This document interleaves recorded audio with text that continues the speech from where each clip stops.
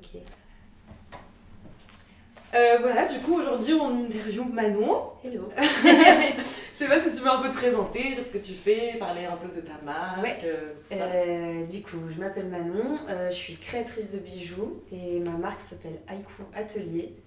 Et ça fait, j'aurais dû recompter exactement combien de temps avant de commencer, mais 6 ou 7 ans que je fais ça. Et j'ai commencé ça à Paris et du coup maintenant on est à Bruxelles. Et du coup, qu'est-ce qui t'a poussé un peu à lancer ta marque? T'as toujours été un peu attirée par les bijoux ou c'est... En y réfléchissant bien, oui. Ok. Bon, après, histoire un peu classique de petite fille qui aime bien se déguiser, tout ça. Et mes parents, ils m'ont toujours un peu poussée vers les loisirs créatifs plutôt que regarder la télé ou quoi. Ok, trop bien. Donc c'est vrai que j'ai toujours un peu bidouillé des choses. Ouais.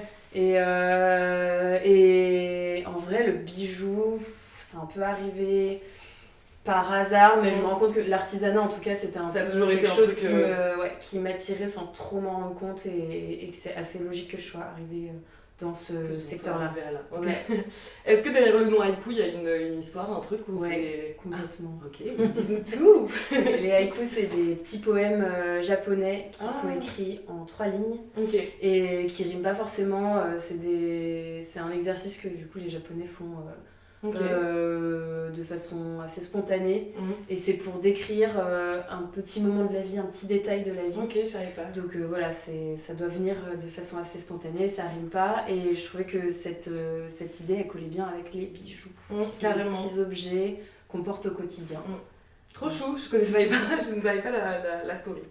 C'est quoi ton processus de création? Comment tu t'inspires? Quelle est ta façon un peu de créer? Enfin, est-ce qu'il y a une façon particulière ou alors non? Ouais, j'essaye d'avoir un peu déjà un rythme une fois par an, de se donner ce truc d'avoir une collection. Ok, ouais. Parce qu'en fait, sinon je pars dans tous les sens. On est juste... comme tout le monde, je vais sur Insta, je vais sur Pinterest et du coup, je vois des super bonnes idées partout, des trucs qui m'inspirent tout le temps. Donc déjà, j'essaye de me restreindre à un temps créa dans l'année. Ouais, ok. Sinon, rien n'empêche, des fois je me dis ah ça super idée et je le fais quand même. Ouais. Mais sinon c'est genre toute l'année je passe mon temps à être là en mode ah tiens je vais essayer ceci, cela. Et des fois faut produire donc. Mais quand tu dis un moment créa, c'est-à-dire que tu te poses et tu te dis ok là je vais.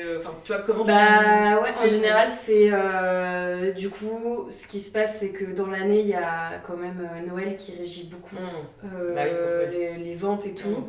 Donc là c'est vraiment la période où entre septembre et décembre c'est grosse production. Vente sur décembre et ensuite en général janvier-février c'est un peu calme donc c'est le bon moment pour être dans un truc plus créa où là vraiment je me pose, je prends mon petit carnet, je dessine beaucoup. Ah trop bien, donc tu dessines ouais, ça passe par le croquis tout le temps.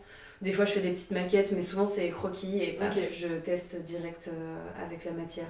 Et il y a des choses que tu testes et que finalement tu ne fais pas, enfin tu vois. Ça c'est encore mon côté. Je vais dans tous les sens. Moi j'aimerais bien faire tout, toutes mes idées. Mais des fois ce que je fais c'est que je me rends compte que c'est pas une bonne idée, je le fais pas, ou c'est un truc trop vu, je le fais pas. Et des fois ce que je me permets de faire c'est j'en fais un petit peu. Et je vois si j'ai des bons retours. Par exemple, je vais porter mes bijoux. Ou alors, je le mets sur le compte Insta. Je vois si j'ai des bons retours. Je le mets dans la boutique. Je vois si quelqu'un l'achète. Et si ça prend pas, j'abandonne l'idée. Si ça prend, voilà. Et tu disais aussi la dernière fois que quand on s'est vu la dernière fois, que parfois c'était un peu dur de... tu vois tellement de choses maintenant sur Instagram, sur Pinterest, comme tu dis, il y a tellement de gens qui créent et tout, et tellement de choses différentes que parfois, sans le vouloir, ou parfois parce que tu trouves que, comme tu disais, l'idée est cool, t'as pas envie non plus de trop recopier, et en même temps forcément t'es un peu inspiré par Pinterest et Instagram. C'est un peu vicieux tout ça parce que pour se donner bonne conscience on va dire qu'on fait tous des veilles. Même si en vrai c'est juste scroller et regarder un peu mais toutes les semaines c'est un peu de la veille et du coup on est hyper influencé par ce qui se passe et ce qui se fait. Et en plus, il y a aussi, c'est triste, mais la finalité, c'est quand même vendre. Bah oui. Et du coup, ben, pour quelque vendre, chose de il faut clé, être à la fois, faut avoir son univers et tout, mais il faut aussi que ce soit dans l'air du temps. Carrément. Parce que si on est complètement à contre-courant, malheureusement, tu vends pas forcément. Ouais, ou alors il faut vraiment bien cibler et tout. Donc, un peu obligé d'être influencé et de faire un peu des choses qui se font en ce moment. Et en même temps, bah, c'est hyper compliqué de vraiment trouver. En même temps, être son truc, quoi. Ouais, voilà. c'est ça, et en même temps, être original, être mais... impactant. Ouais, c'est dur, c'est un truc d'équilibre. Et en même temps, bah, justement, d'être sur les réseaux sociaux, on voit qu'il y a des gens qui s'en sortent hyper bien en étant dans un truc où ils s'en fichent complètement à côté de ce qui se passe en ce moment et juste ils sont dans leur univers et ils font ça à fond et ça marche justement parce qu'ils sont avec un univers hyper fort. Mais voilà, je pense que pour faire ça, il faut être grave courageux. Oui, il faut aussi un juste milieu, enfin, comme tu dis, il faut aussi vendre. Ouais, c'est dur. Et c'est vrai que sur ça, être seul, c'est d'autant plus dur parce que il y a personne avec qui débriefer ou quoi. Et moi, j'ai l'impression que je le sens quoi, quand je vais faire trop un truc qui est dans l'air du temps. Et comme il y a personne qui me dit « Ah, t'es sûre ça? Mais en fait, on l'a beaucoup vu. » Et ben, je le fais quand même. Et en fait, ça marche pas. C'est trop vu et revu. Peut-être, ouais. Et en même temps, je pense que des fois, des trucs un peu trop farfelus, voilà, bah, ça marche pas non plus. Enfin, c'est hyper dur, quoi. Oui, je comprends. Trouver la bonne idée, c'est compliqué. Et je pense que c'est pour ça que moi, je suis en mode... J'essaye plein de trucs et puis quand ça prend, bah là, je garde cette idée. Parce que j'ai pas une giga équipe derrière moi qui est là pour débriefer avec moi et pour être en mode efficace, en mode on fait le tri dans tes idées et puis c'est celle-ci qu'on pousse. Je pense que t'as raison de tester aussi, enfin, tu vois, tu peux pas, parfois tu penses que quelque chose va super bien marcher, en final pas du tout, sûr, enfin, tu vois. Ouais, je pense que le côté travailler en solo ça joue aussi bien sûr, dans le fait que du coup je sais pas, je sais pas quoi. Du coup tu dis que parfois tu portes un peu avant pour voir s'il y a des gens qui te font des remarques. Pour voir déjà si c'est agréable à porter, si ça tombe bien, et puis voir voilà, si j'ai des retours ou pas, si personne fait aucun commentaire, là je suis en mode bon, c'était peut-être pas l'idée du siècle quoi. Et comment tu utilises quoi comme métaux, enfin tu vois, toi tu travailles avec du... C'est de l'argent. Ouais, mais j'ai commencé avec le laiton. Laiton plaqué or, du coup tout était doré. Et en vrai c'était plutôt pratique parce que le laiton c'est pas très onéreux. La dorure est très chère, mais il y a moyen de faire dorer les choses au fur et à mesure. Donc ça permettait de produire à moindre coût. Donc justement quand il y avait des trucs qui marchaient pas, au final j'avais perdu du temps mais pas trop d'argent. Et il y a quelques temps j'ai décidé de switcher et de faire de l'argent, seulement sur de l'argent, donc argent ou argent plaqué or. Parce que justement, je trouvais que ça valorisait plus mon travail, qu'on comprenait mieux que c'était quelque chose vraiment fait main, artisanal, de faire ça sur un métal précieux. Ça tient mieux, c'est plus quali. Mais est-ce que le laiton, parce que moi je sais qu'il y a quelques marques de bijoux qui font du laiton. Je sais pas si c'est quelque chose d'assez classique, quand tu commences ou j'en sais rien, mais tu vois dans des marques un peu plus... le laiton, c'est ça. Le laiton, c'est beaucoup utilisé par des marques plus industrielles et c'est plus catégorisé bijoux fantasy. Ok, très bien. C'est pour savoir. Est-ce que tu sens que t'es artiste ? Est-ce qu'on en avait déjà parlé du fait que t'avais potentiellement parfois un peu du mal avec ce mot ? Je sais pas si t'as du mal avec ce mot par rapport à la société, de dire ok je suis un artiste, ou est-ce que tu fais plus de l'artisanat, enfin tu vois, comment tu te situes un peu par rapport à ça je pense qu'avant j'aurais été hyper gênée de me dire que je pouvais être apparentée à la catégorie artiste parce que je pense qu'on a tous un peu l'image de l'artiste qui est un peu déconnecté dans sa bulle et tout. Et en fait maintenant avec le temps je trouve que c'est très injuste.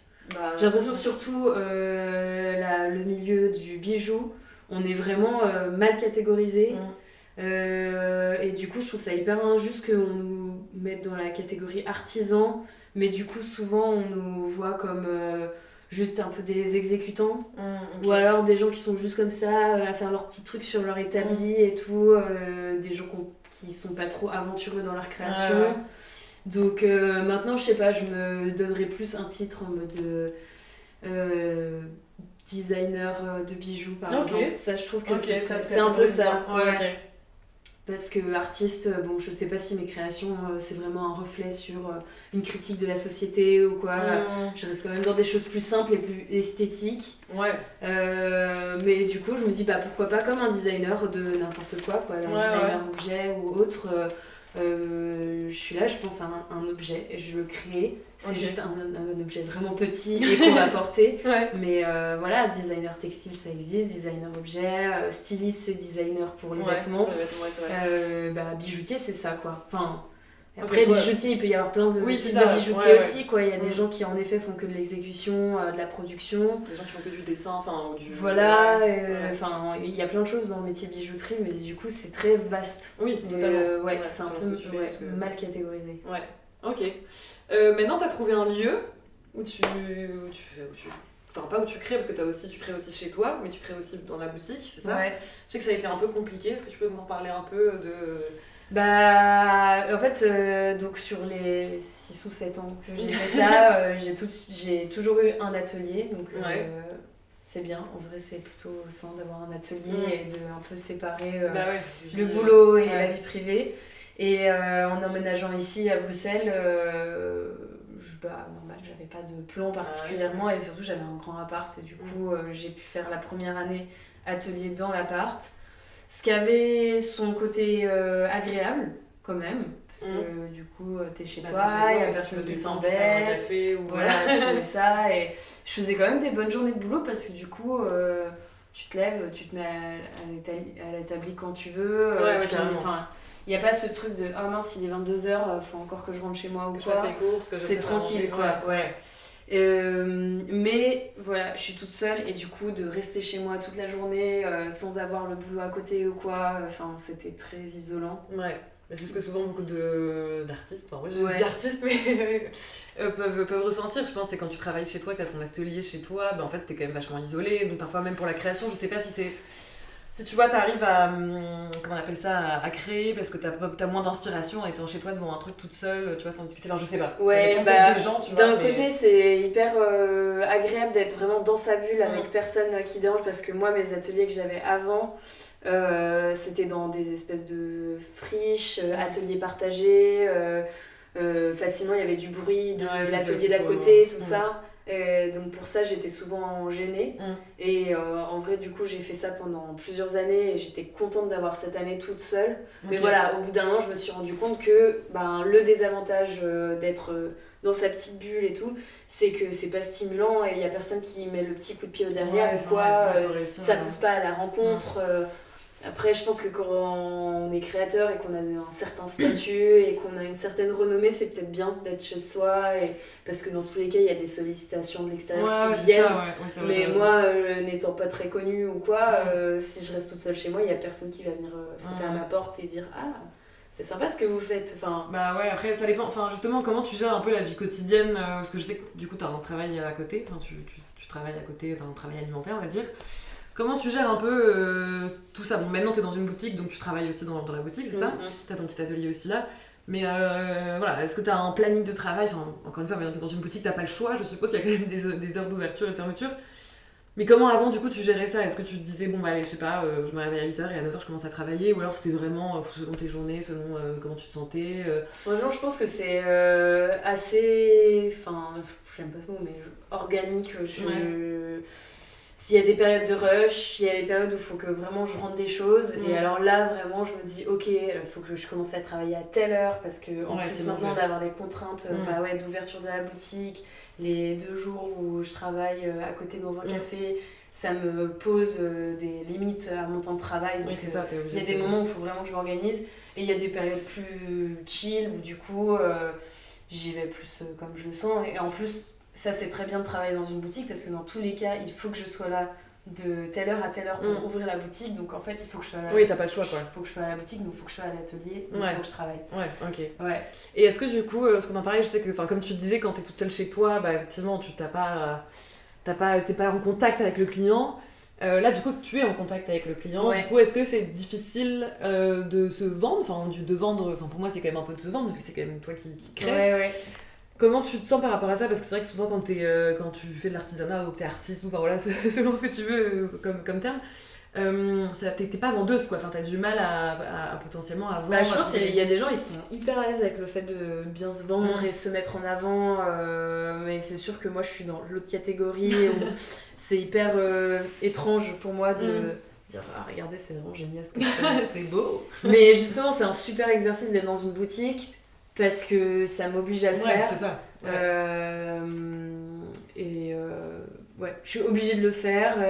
Bon, après, je suis pas du tout la meilleure et j'attends un peu que les gens viennent quand même vers moi pour commencer à parler de mon travail. Mais voilà, ça me met un petit coup de pied au derrière. Et avant la boutique, des fois, je faisais aussi les marchés créateurs. Et ça paraît que c'était vraiment des exercices que à la fois je détestais. En même temps, j'adorais parce que les fois où on rencontre des gens qui sont vraiment intéressés et qui achètent des choses en disant c'est vraiment super, j'avais jamais vu un truc pareil. Là, vraiment, en fait, on a d'un côté besoin de ça et en même temps, ça mine parce que, parler de son travail, se mettre en avant, c'est compliqué quoi. Et t'as l'impression que t'as un petit peu. Enfin, depuis du coup que t'as la boutique, ça fait combien de temps? Ça fait quelques mois quand même. Là, ça fait 3-4 mois, ouais. Ouais, t'as l'impression que du coup, tu t'es un peu améliorée. Enfin, j'aime pas trop ce mot non plus, parce que voilà, mais est-ce que t'as l'impression que t'y arrives un peu mieux maintenant? Surtout après plusieurs marchés de créateurs. Mais du coup, ça c'est bien parce que ça me mettait un peu le stress d'être à la boutique quand je voyais comment c'était éprouvant pour moi les marchés créateurs. Mais là, ce qui est agréable à la boutique, c'est que c'est pas du tout la même dynamique. Les marchés créateurs, c'est vraiment. C'est le pire. Il y a une table, c'est vrai. toi t'es derrière et il y a la personne qui est en face et qui, des fois, veut juste regarder. Et tu regardes comme ça. Tu sais pas s'il faut parler ou pas. Ouais, franchement, c'est hyper intimidant. Et pour le client potentiel et pour la personne qui vend. C'est pas naturel. Et là, la boutique, ce qui est bien, c'est que c'est assez naturel comme démarche. Je vois si les personnes elles s'attardent un peu sur la table où je présente mes bijoux ou quoi. Alors là, je vais vers. Tu vas un peu vers. Voilà. Tu sens un peu. Il y a des gens qui viennent direct me parler. Sinon, je vois s'ils sont intéressés ou pas. Enfin, c'est beaucoup plus fluide quoi, comme truc. Et je pense que du coup, ça met beaucoup plus à l'aise aussi la personne en face. C'est vrai. C'est moins rentre dedans quoi. J'avoue que le marché créateur, quand t'es face à. Enfin, je me mets à la place en fait des créateurs. Il y a des gens qui sont hyper à l'aise en marché créateur, ils y vont et ça vend et ils savent quoi. Ouais, après c'est un travail aussi à faire. Je sais pas. Et une personnalité aussi. Et par rapport aux réseaux sociaux aussi, parce que du coup, toi tu fais quand même pas mal de choses sur les réseaux sociaux. Est-ce que pour toi c'est plutôt un fardeau ou parce que forcément on en a besoin maintenant des réseaux sociaux, t'es un peu obligé de communiquer là-dessus aussi, surtout quand t'avais pas ta boutique, enfin encore pire quand t'as pas un lieu, voilà. Comment tu le vis? Parce que je sais que parfois c'est un peu compliqué aussi de te mettre en scène, de machin, enfin tu vois un peu comme pour vendre quoi, ça peut être compliqué, on n'a pas tous. Ouais, bah je pense qu'au début, encore une fois, moi j'ai commencé il y a 6-7 ans. Instagram c'était pas. Parce que du coup, moi je suis quasiment que sur Insta, j'ai pas TikTok, voilà. Mais Instagram c'était pas ce que c'était aujourd'hui. Oui, c'est vrai. Et il y avait pas de story, il y avait pas de vidéo, c'était des photos quoi. Et, et du coup, à l'époque, pendant pas mal de temps, ça m'amusait bien de me dire ah tiens, je change de casquette et en fait je vais faire des photos. Je trouvais ça marrant de faire des petites mises en scène et tout. Ouais, carrément. Donc pendant un moment ça m'amusait bien et puis en plus la plateforme était pas ce qu'elle est aujourd'hui et du coup en postant très peu on avait des bonnes retombées, il y avait pas mal de visibilité parce qu'il y avait beaucoup moins de monde dessus. C'est clair. Et maintenant là je dois dire que là franchement plus le temps passe et plus je suis c'est même plus un stade où je suis gavée de ça, je suis ensevelie par ah ouais à ce moment-là. il y a tellement, je vois tellement de trucs qui passent là-dessus et tout le monde est hyper actif et tout. Moi, ça te met une pression. Du coup, ça me tétanise quoi. Je sais plus quoi faire. Je suis en mode ah non, c'est une idée trop nulle, j'ai pas le temps de le faire. Et en vrai, j'ai plus le temps aussi. Ça prend du temps aussi parce qu'en fait, les gens sont de plus en plus pro là-dessus. N'importe quel petit créateur, il va avoir quand même quelqu'un qui gère sa com ou quoi. Et moi, j'ai pas le temps en fait d'aller choper un vrai appareil photo, des lights pour aller faire une séance vidéo qui dure 5 secondes max et faire ça toutes les semaines, potentiellement 2 à 3 fois par semaine. Plus les stories, encore ça va, j'essaie de retenir parce que c'est je trouve que t'en fais quand même beaucoup et très bien. Ouais, parce que ça, c'est voilà, c'est moins réfléchi et c'est plus.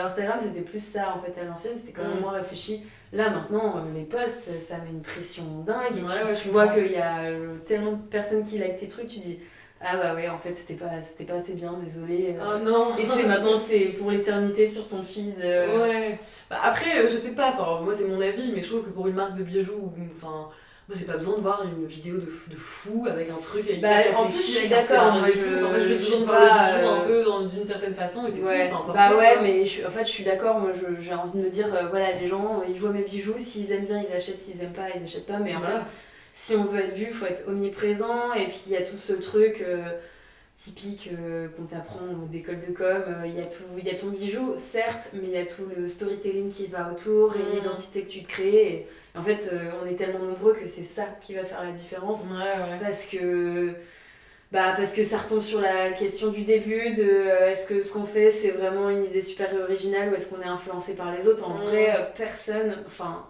je suis désolée pour tous les opérateurs, mais en fait personne n'a une idée vraiment 100% originale. Il y a des espèces de familles d'esthétiques qui se créent, des sous-catégories avec des sous-esthétiques et tout.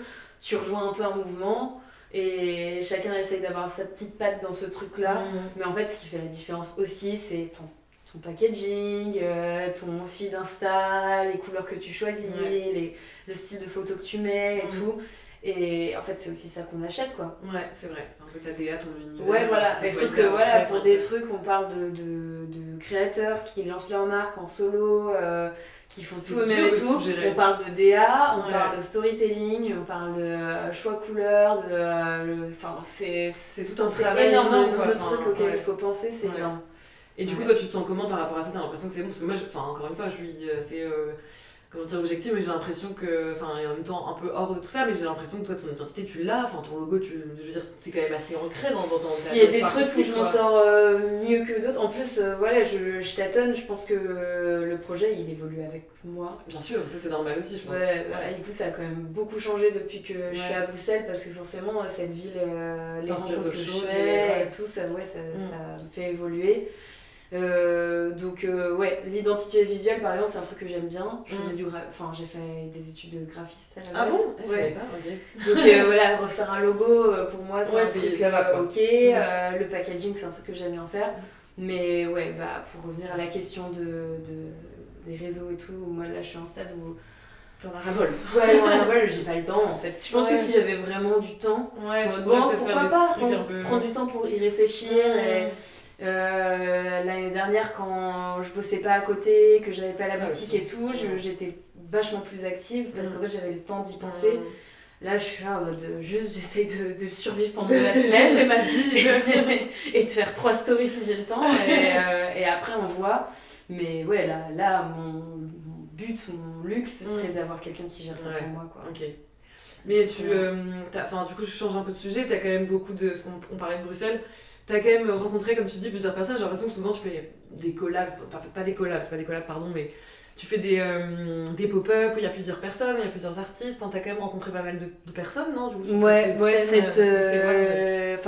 je pense que cette ville, elle est assez incroyable pour ça. Les créateurs en général et beaucoup les créatrices, ça se serre beaucoup les coudes.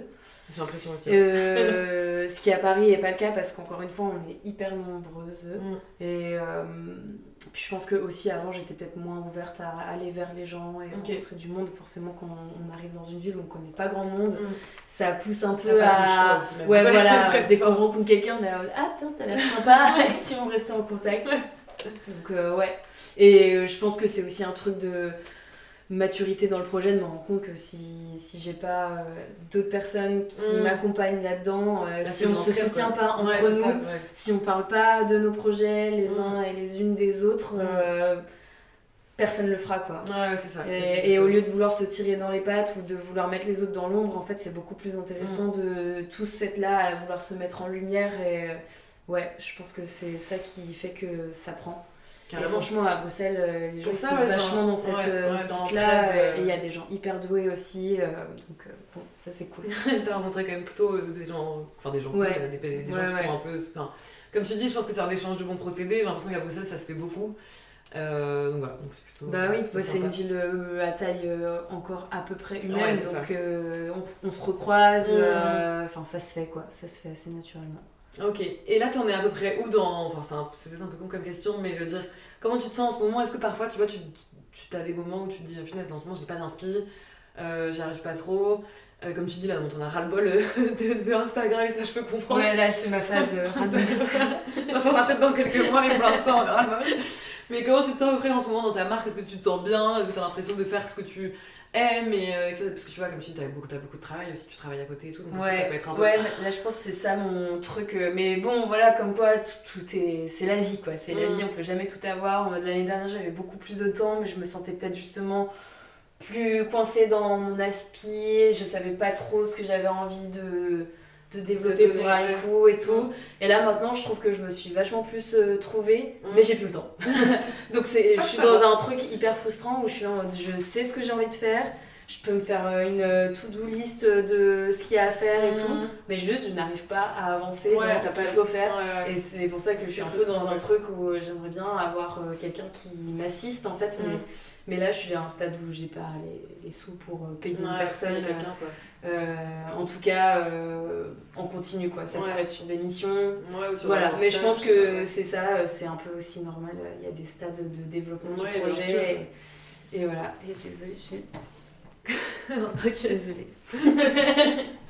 Et justement, pour rebondir un peu sur ça, c'est quoi un peu, comment t'aimerais, tu vois, genre, je sais pas, je dis dans 5 ans, on va pas mettre de timing, on s'en fiche, mais ça serait quoi un peu pour toi le succès? Quand je dis le succès, c'est pas forcément vendre beaucoup et être hyper connu, mais est-ce que ça serait aller au bout du projet quoi. C'est ça, quel serait pour toi un peu le max? Effectivement, là, peut-être quelqu'un qui fait ta com, peut-être un assistant, enfin c'est un peu qui t'aide un peu sur les commandes, sur les machins, parce que je sais que ton copain t'aide un petit peu aussi là-dessus.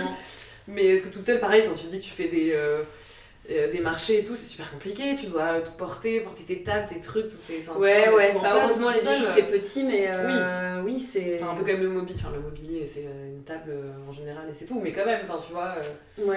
Comment tu gères tout ça et comment tu vois ça, quel serait pour toi le moment où tu dis ok là c'est bon, j'ai toutes les aides, voilà, c'est ça, on peut avancer tranquillement. Mais je pense que je me suis lancée dans ce projet en me disant pour moi le succès de base c'était juste réussir à vivre de ça.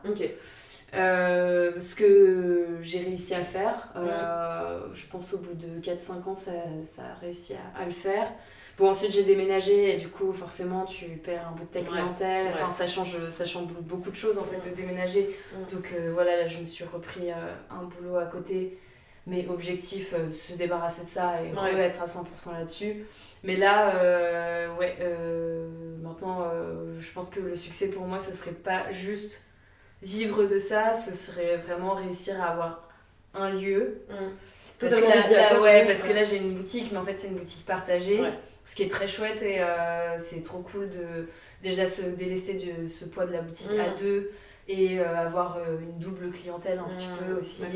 Ça a plein d'avantages, mais c'est vrai que là, dans ma tête, je rêverais d'avoir vraiment un lieu qui représente bien la marque et tout. Et avoir plus d'aide, plus délégué de choses. Avoir les moyens de peut-être payer quelqu'un... pas tous les jours, mais voilà, de temps en temps avoir quelqu'un qui m'assiste. Et c'est vrai que mon copain il m'aide beaucoup, mais je l'exploite un peu. Du coup, des fois on en parle en rigolant, mais moi j'aimerais trop pouvoir le payer pour les missions qu'il fait des fois. Pouvoir payer plus souvent vraiment des photographes où vraiment j'arrive, je leur donne une ligne directrice et puis après. Je pourrais jamais déléguer à 100%, mais voilà, avoir plus des trucs où de temps en temps je paye quelqu'un qui fait les choses et c'est fait quoi. On te le souhaite hein. Du coup c'est en vivre avec assez d'argent qui rentre pour aussi faire vivre d'autres gens de ça. C'est ça le truc. Je comprends. Je pense que ça ce serait vraiment chouette. Et en vrai c'est la seule façon aussi pour que ce soit pérenne parce que je pense que ma première idée de juste moi en vivre, c'est une erreur de débutant que j'ai fait, de croire que juste ça au début, vivre de ça, point barre, en fait c'est pas du tout suffisant, il faut qu'il y ait assez de rentrée d'argent pour qu'on puisse réinvestir aussi derrière. Bien sûr, mais c'est normal, je pense que toute personne qui commence se dit bon voilà, déjà si je peux moi en vivre c'est bien, mais en fait tu te rends compte qu'après il y a tellement de choses à gérer, tellement de choses à faire, tellement de... avoir des gens qui t'aident, ça pourrait être sympa. On te le souhaite encore une fois. Est-ce que ça t'a appris quelque chose sur toi, ou tu vois, ou genre je sais pas, sur ta façon de travailler, ou sur... depuis que t'as ta marque, je sais pas... franchement, alors à la fois des fois ça me démoralise et ça me donne pas confiance en moi parce que je suis là en mode j'arrive jamais à vraiment être pleinement satisfaite. Il n'y a pas de phase où je suis en mode c'est bon, le job is done, en mode tout est bon, on est bien, il y a toujours un truc à faire quoi. Puis c'est tout le temps, tu te poses tout le temps des questions. En fait, quand t'es solo, c'est des grosses questions existentielles tout le temps quoi. Si pendant un mois je gagne moins d'argent que le mois d'avant, je suis c'est hyper nul ce que j'ai fait ce mois-ci. C'est dur avec toi. Et enfin faut tout le temps se remettre en question. Et en même temps, point positif, un truc que j'ai apprécié moi, c'est que j'ai réussi à le faire quoi. Bah oui, c'est déjà une grosse référence. Mais ça c'était vraiment un truc que je m'étais dit qu'il fallait que je fasse. Et si je veux faire ça un jour, me lancer en mode indépendante et tout, faut pas que je passe par la case salarié pour quelqu'un, parce que sinon j'aurais jamais le courage de lâcher mon emploi et mon salaire, parce que je savais que j'aurais pas la confiance pour le faire. Donc là, au moins je me dis, je suis lancée, voilà, je suis dedans, ça va peut-être pas durer indéfiniment, parce qu'en plus... voilà, le contexte de la société, il est pas facile non plus, donc on verra combien de temps on peut tenir, et je vais faire en sorte que ça dure le plus longtemps possible. Mais au moins, c'est un truc que j'aurais réussi à faire, et même si, j'en sais rien, dans 5 ans, je fais faillite, j'ai plus l'argent pour tenir et tout, au moins je pourrais me dire, j'aurais tenu tu l'as quand même presque 10 ans potentiellement en faisant ça, quoi, et c'est hyper cool. Bah oui, totalement, faut se le dire. Ouais. Justement, quand t'as des moments de doute, est-ce que c'est ce que tu te dis? Tu te dis, putain, j'ai quand même fait quoi. Enfin... Ouais, voilà. Bah t'as raison. Point final. Ok, trop bien. Bah là, on va passer à la deuxième partie. En gros, je t'ai mis des petites questions dans un petit panier. Tu pioches et tu réponds. Ce que tu peux faire si tu veux, en fait, je sais pas si c'est très utile, mais si vraiment t'as pas envie de répondre, tu peux me renvoyer la question. Genre t'as un job, tu vas dire non, c'est toi qui réponds. Ok. Je retiens la question. Donc voilà, je te laisse piocher et répondre. C'est gentil. Un petit bout de papier, est-ce que ça vaut une petite question? Je ne sais pas. Je sais pas, en plus je sais pas si tu vas réussir à me relire, mais... Si, ça va. Okay.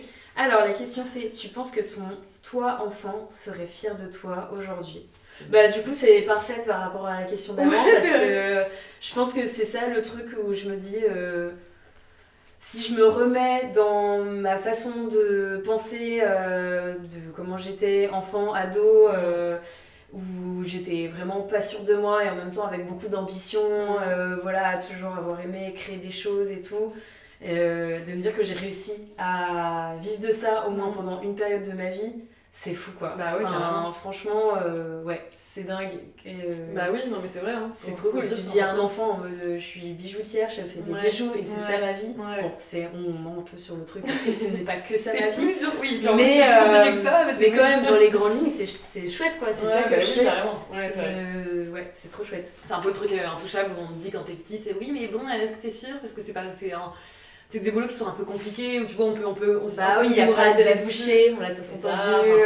T'es sûre, tu veux pas faire métier créa, c'est ce que beaucoup de gens aimeraient faire, et en fait, c'est compliqué, on va pas se mentir. Mais du coup, se lancer et tenir même ne serait-ce qu'un petit moment dans ce milieu-là, c'est quand même c'est trop chouette. Donc, franchement, je pense que mon moi enfant, il serait plutôt satisfait, plutôt fier. Petite maman, elle serait contente.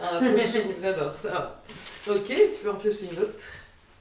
Allez, gros n'hésite pas si c'est pas mal. C'est pas trop long. Alors, tu préfères savoir tout ce que les gens pensent de toi ou ne plus jamais te soucier de l'avis des autres? Bah là, je pense que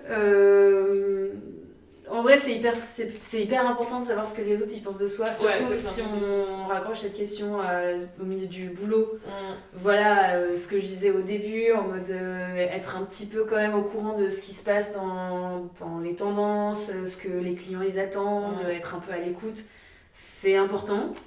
Et en même temps, moi je sais que je passe beaucoup de temps à me soucier de ce qu'on pense de moi, parce qu'en plus mon job il est hyper lié à moi. Parce que c'est mes créas et du coup je prends tout personnellement. Et du coup des fois je me dis non mais ça serait trop bien que j'arrive à juste m'en foutre quoi, et faire mes bails et point. Et en plus encore une fois ce qu'on disait au début, il y a plein de gens qui font ça, qui font vraiment juste leur truc, qui créent leur petit univers, et c'est eux qui marchent le plus en fait, donc Je pense que dans l'idéal, en tout cas moi, vu la base de quoi je pars, quoi, d'être quelqu'un de plutôt anxieux et qui se soucie du regard des autres et tout, ce serait quand même mieux que j'aille vers un truc de plus m'en foutre. Et t'as l'impression que tu t'en détaches de plus en plus, ou c'est quand même toujours un truc Non, franchement, je pense que au mieux ce que j'arrive à faire, c'est donner l'illusion que je m'en fiche. Ouais, ok. Voilà, c'est une première étape, mais vraiment m'en ficher. Totalement. Ok. Ça est honnête. Une petite question encore. Ouais. Alors, si tu pouvais revenir dans le passé, tu changerais quelque chose? Ben, je pense que... Ça peut être personnel ou sur ta marque. Hein. Je vais rester sur la marque. En fait, je me dis... je pense qu'un truc que je ferais vraiment... Enfin, je trouve que c'est très bien que je me sois lancée sans avoir eu ce premier boulot, salarié temps plein et tout, parce qu'en fait, comme ça... Dedans, je me suis pas accrochée à ça et je me suis pas posé de questions, j'ai pas pris goût à ce confort d'être salariée. Par contre, c'est vrai que quand j'ai lancé le projet, forcément, j'avais pour débuter un job à côté.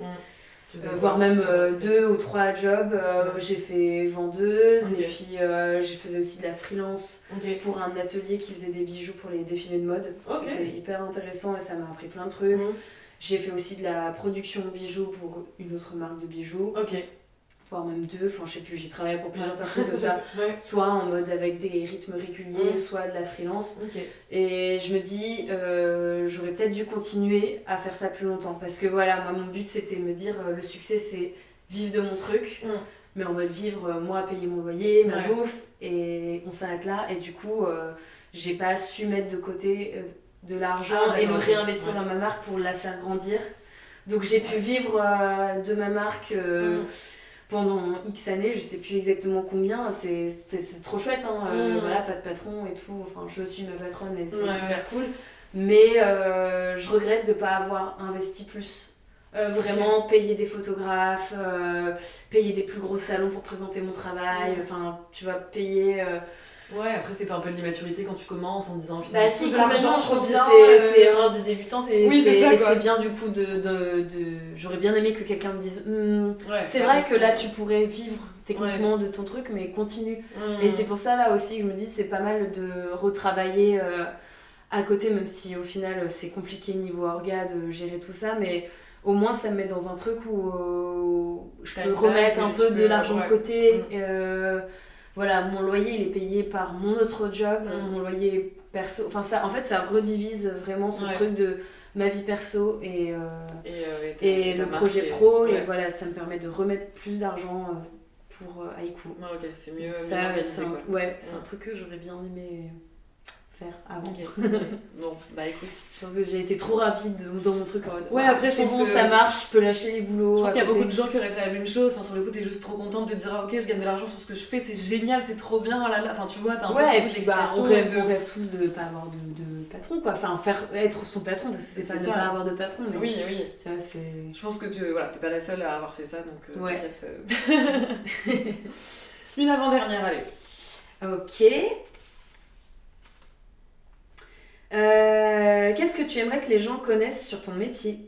Pour rebondir aussi sur un truc qu'on a un peu déjà dit avant, je trouve que dans la bijouterie, on mélange beaucoup plein de choses. Ouais, c'est un peu flou pour beaucoup de gens, je pense. Ouais, déjà, bijoutier, il y a des bijoutiers qui font que de la production pour d'autres personnes, donc qui sont vraiment exécutants et qui sont des super techniciens.